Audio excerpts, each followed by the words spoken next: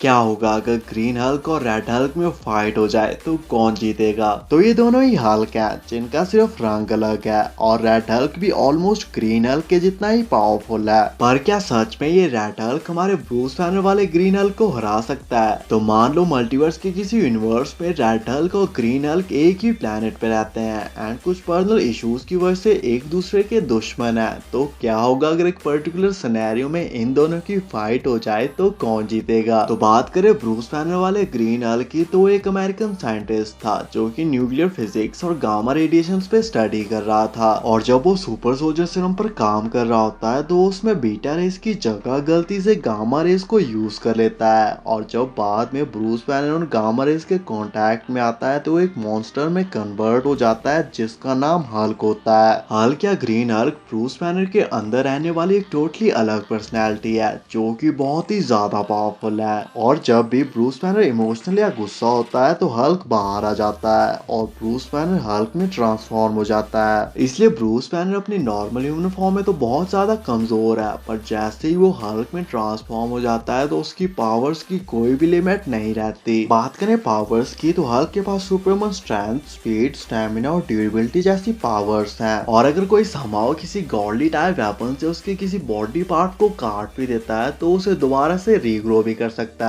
Hulk बहुत ही ज्यादा durable है और उस पर किसी भी अटैक, फोर्स, बुलेट या बॉम्ब का कोई भी असर नहीं होता। और इतने ज्यादा ड्यूरेबल होने की वजह से मार्वल में बहुत कम कैरेक्टर हैं जो उसे एक्चुअल में नुकसान या हार्म कर पाए हैं। इसके अलावा अपने ग्रीन हल्क की पावर्स लिमिटलेस हैं और उसे जितना ज्यादा गुस्सा आता है उसकी पावर्स उतनी ज्यादा बढ़ जाती हैं। दूसरी तरफ बात करें रेड हल्क की, तो रेड हल्क भी मार्वल का बहुत ही फेमस कैरेक्टर है जो कि ऑलमोस्ट ग्रीन हल्क के बराबर पावरफुल है। रेड हल्क पहली बार इंट्रोड्यूस हुआ था 2008 में आई हल्क इशू 3 वॉल्यूम 1 में। Red Hulk actually general Thunderbolt Royce है जो कि सिर्फ इसीलिए हल्क बने ताकि वो ग्रीन हल्क को मार सकें। रेड हल्क का भी अबॉमिनेशन की तरह सिर्फ एक मकसद है, ग्रीन हल्क को हराकर उसे जान से मारना। General Thunderbolt Royce green Hulk से बहुत ज्यादा नफरत करता है, इसीलिए वो हमेशा से ही जैसे तैसे करके उसे हराकर जान से मारना चाहता था। लेकिन जब हर बार वो फेल हो जाता है तो एंड में वो मोडोक के साथ हाथ मिला लेता है। मोडोक मार्वल का एक बहुत बड़ा विलन है और वो एंड में जनरल थंडरबोल्ट रॉयस की हेल्प करने के लिए तैयार हो जाता है। इसके बाद मोडोक गामा रेज और कॉस्मिक रेज का यूज करके थंडरबोल्ट रॉयस पे एक्सपेरिमेंट करता है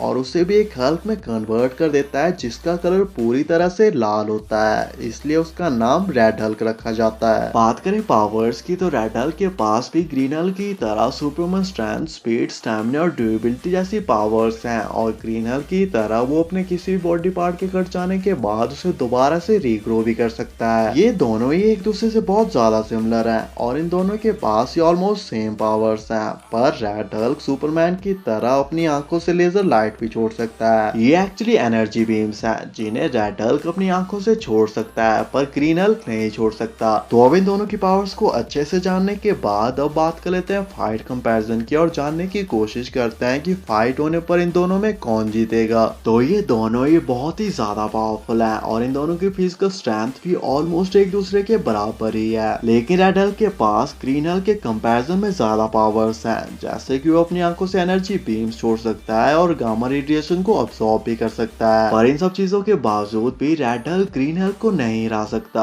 क्योंकि रेड हल्क को जैसे जैसे गुस्सा आता है उसकी बॉडी गर्म होने लगती है। उसकी बॉडी इतनी ज्यादा गर्म हो जाती है कि उसका ब्लड भी उबलने लगता है। इससे वो अपनी बॉडी को जला लेता है और बहुत ही ज्यादा कमजोर हो जाता है। लेकिन दूसरी तरफ बात करें अपने ग्रीन हल्क की, तो अपना ग्रीन हल्क एक गुस्से के फ्यूल पे चलने वाला इंजन है, जिसे जितना ज्यादा गुस्सा आता है उसकी पावर्स उतनी ज्यादा बढ़ जाती हैं। हल्क को जितना ज्यादा गुस्सा आता है वो उतना ज्यादा पावरफुल हो जाता है। इसलिए जब इन दोनों की फाइट होगी तो रेड हल्क शुरुआत में तो ग्रीन हल्क को अच्छी फाइट देगा, पर एंड में ग्रीन हल्क जीत जाएगा, क्योंकि रेड हल्क को गुस्सा आने पर वो कमजोर होता जाएगा और ग्रीन हल्क को गुस्सा आने पर उसकी पावर्स बढ़ती जाएंगी। इसलिए एंड में विनर ग्रीन हल्क ही होगा। इवन कॉमिक्स में भी कुछ ऐसा ही हुआ था और जब इन दोनों की फाइट हुई थी तो रेड हल्क को इतना ज्यादा गुस्सा आया था कि उसने खुद को ही जला लिया था, जिससे वो बहुत ज्यादा कमजोर हो गया था और ग्रीन हल्क इस फाइट को इजीली जीत गया था। एक लाइन के आंसर में रेड हल्क ग्रीन हल्क को नहीं हरा सकता और इस फाइट का विनर ग्रीन हल्क ही होगा।